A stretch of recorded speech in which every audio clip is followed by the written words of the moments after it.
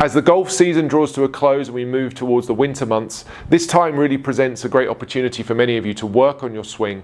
And for those of you with access to indoor golf simulators, you're going to be able to use this technology to really use that time as efficiently as possible, make the changes that you want to, and see those benefits when you go out and start playing next season. This video is going to address some of the ways in which you can use golf simulators and the technology within them to help enhance your practice time and make the most of your winter training. The first thing you really need to make sure you do is have a plan. Hitting balls mindlessly into the screen is not going to have the effect that you want it to, despite it being quite nice to do and enjoyable to just hit balls into the screen. If you don't really know what you're doing, then you're not really making any deliberate or mindful progress. When you take a look at some of the data that these machines produce, it can be quite overwhelming. There's over 20 data points here that I could look at. So you need to know what to look at and why. That's something you're going to need to use the help of a coach for. You need someone to help guide you and show you what you should be looking at. Which of these metrics is valuable to you? What should you be looking at? Only then can you really use this technology to its full potential. It's not about looking at all of the numbers, it's about targeting the correct numbers for your particular issue and making sure that you're tracking the progress specific to that metric. One particular metric that can be quite useful and common for people to want to work on or need to work on would be the swing path. The swing path metric is describing whether the club's moving too much into out, or the opposite of that would be out to in across the ball. If I go ahead and hit one here where I make an excessively out to in swing, we'll get the data on the screen and then we'll talk about ways in which you could try to help fix that. If you have an excessively over the top swing, you're liable to be someone who pulls the ball to the left or slices the ball to the right. The example there, the club path, which is down at the bottom, reads 9.2 degrees out to in. That means I'm swinging 9 degrees to the left. That's excessive, and certainly with a short club like an 8-iron, it might be somewhat manageable, but as soon as you get longer clubs in your hand, you know that's going to be a problem. If you're someone who struggles with this problem, you know that only too well. So I have a 9-degree out to in swing path. I'm going to say, as a coach, I want you to get that down somewhere towards 2 degrees. 2 degrees either side of 0 would be a decent place for you to live and to have your swing path. So how are you going to reduce that? Well, you can certainly start to put constraints and training aids in place, which we will do shortly just to show you, but you can use the technology here to help you understand that a 9.2 degree club path felt normal. What would happen if you tried to exaggerate swinging even 9.2 degrees in the opposite direction? Let's try and switch it up a little bit.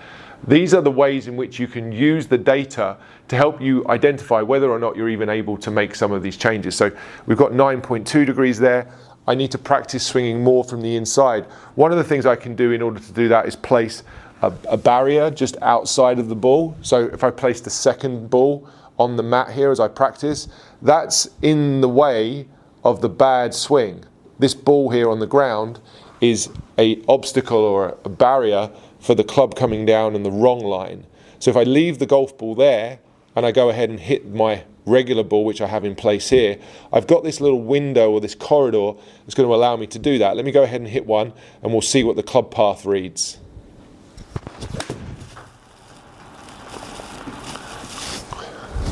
So I managed to shift the club path there 9 degrees to the right. So I changed it excessively.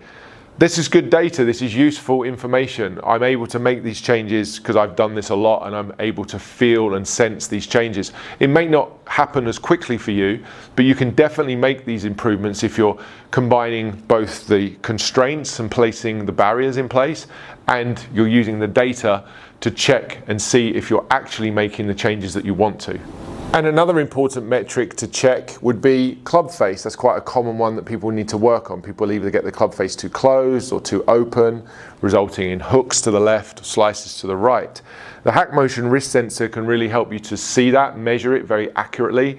So the measurement of the wrist combined with the feedback of the face relationship to the path on the screen will give me some great data to work with. If I go ahead and hit one more shot here, that's my slice, the open club face, I'm going to get the feedback from the data that's going to show me that my wrist was too extended. That's a problem that many of you will have out there, where you struggle with slicing, you struggle with hitting the ball less distance. I know the wrist is too extended, and I know that when I see that face to path number, that club face was 15 degrees open. That's a huge problem and something I need to work on. Now I can take the HackMotion, I can understand how to move the wrist to keep the face more closed via a flatter or more flexed lead wrist. And I can check in with, is the data on the screen getting better, and does the club face relationship to the path improve on the ball flight data as well on the launch monitor. So those are the things I'm checking in on. Can I take a device like HackMotion, use the training aid in the way that it's designed to give me the feedback of where this should be? I need a flexed lead wrist. I can see that on the screen. I've got a flexed lead wrist. I'm practicing a flexed lead wrist, not an extended lead wrist. The flexed lead wrist keeps the face more closed. If I can manage that relationship and hit the ball with that same flexed wrist, which the technology is telling me that I'm doing, I'm now getting a face to path relationship which is much more functional. The club face is more closed, that ball was a draw, I'm able to start hitting the ball much straighter. So you can use technology both in terms of the golf simulator and in terms of training aids to really expedite the improvement process that you're looking for. Once again, just simply smashing balls into the net is not going to make you a better golfer. One of the great benefits of the HackMotion sensor is that it tracks your streak in terms of how many times you hit these numbers in a row. And that's really the development of the skill. Doing it once is pretty easy. Anybody could do it once, but doing it twice, 3 times or 10 times in a row really starts to show that you have some ownership of this piece of the swing. The same goes for the swing path exercise that I was just sharing with you. Once you've changed the swing path to the desired sort of numbers that you want, how closely can you stay within that range for a number of shots? It's really about developing that skill and being able to do this over and over again. And one of the things I love the most about practicing indoors is the data you get from the distances you hit your shots. And this isn't about trying to hit the ball just as far as you possibly can. In fact, one of my favorite games to play on an indoor simulator is the distance game, which comprises of you hitting 10 shots with one club and trying to get your distance as close as possible to your desired or expected distance. Let me give you an example. This is my 8-iron. I hit my 8-iron 150 yards on the golf course. That's my stock distance. I'm going to try and hit this 8-iron, and I'm going to hit it 10 times. Each time I hit it, I'm going to look at the distance I hit the ball. If the ball was to travel 155 yards, for example, that would be 5 yards further than desired, and I would score 5 points.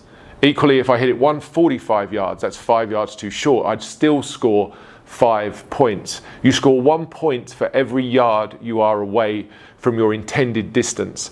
And the goal across the 10 shots is to keep that number as small, as low as possible. That's going to start to develop your skill of delivering consistent ball speed into the ball, and therefore consistent distances with your clubs. Hitting the ball just as far as you can is not going to help you become a better golfer if you don't have control of your distances. The best players know how far they hit their clubs. It's why you have 14 different clubs. They're designed to hit the ball different distances. So let's not stand there and just try to hit these clubs as far as you possibly can. Let's stand there and try to hit them the same distance as often as possible. 10 shots in a row. How close can you get to your desired distance?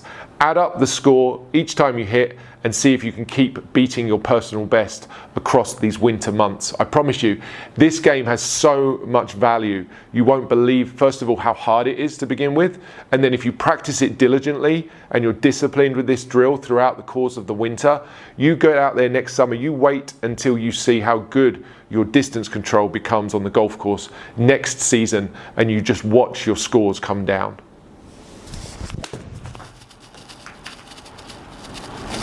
I won't necessarily hit all 10 shots here to fill up this video and waste your time excessively, but that one went 147, so that's 3 yards away from my desired or expected distance. So I scored 3 points. I'm going to go ahead and hit a second one for you. That one actually felt like I hit it a little bit more solid, so I may expect the distance to go up a touch there. Yeah, that one felt like it came right out the middle. There's 155, so I scored 3 on the first one. That was 147, was 3 yards away. Second shot, 155, that's 5 yards away. That's a total of 8 yards away from my distance after 2 shots. You're going to do that 10 times, and you're going to change clubs. You're going to keep a track of this throughout the winter. Keep a track on your phone, create a little sheet or note in your phone that you can keep the desired scores throughout the winter. Have a look at how your numbers progress through the weeks and the months as you train. If you notice any trends with particular clubs that you struggle to do this with more than others, there's going to be some huge value in you going through this exercise. 10 shots won't take you too long, and you'll start to recognize patterns in your shots and your clubs as to where you need to place your attention. Remember, distance control is really the secret to better golf, not just maximum distance.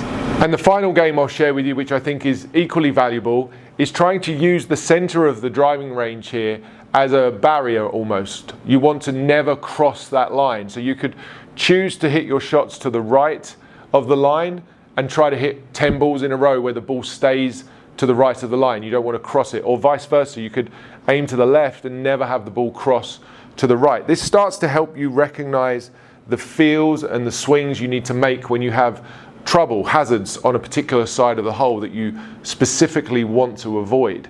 So let's say, for example, anything left of that center line would be out of bounds or a water hazard or something that I wanted to avoid.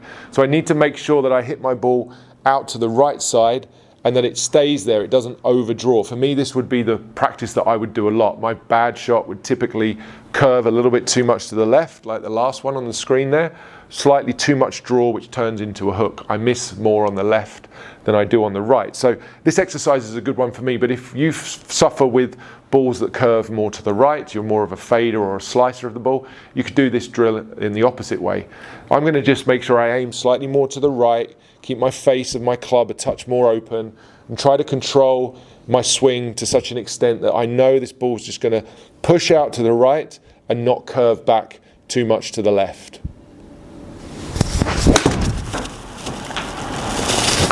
Now, of course, I can overdo that correction. I can overdo and push the ball too far. So I want to try and keep this within a reasonable cone while at the same time hitting the ball my expected distance. So again, a great exercise for you to hit 10 balls in a row. Go ahead and hit 10 shots and see if you're able to keep, first of all 10 to the right side of your line. And then as you progress through the training and you get better at this, you're going to try to keep the cone and the dispersion of these shots much, much tighter. Starts to the right. That one's curving back beautifully without crossing the line. And I'm about 6 yards short of my full distance. I'm very happy with the way I controlled the face there and controlled the path and the face. This is really what golf is about, ball control. Once you have a swing that's fairly established, being able to control the start direction of your ball and the curve of your ball is the ultimate skill that's really demonstrated by the best players. That's what you want to get better at. So these two games, the distance game and this final direction game, are going to be ways in which you can really maximize the use of your time indoors over the winter practicing in a simulator. I hope you found the video useful. There's some actionable, practical tips that you can take away and start using immediately. If you want to learn more about how to train your wrists for better golf, then do click on the link down in the description of this video. This HackMotion video will take you to further videos where you'll do further wrist training.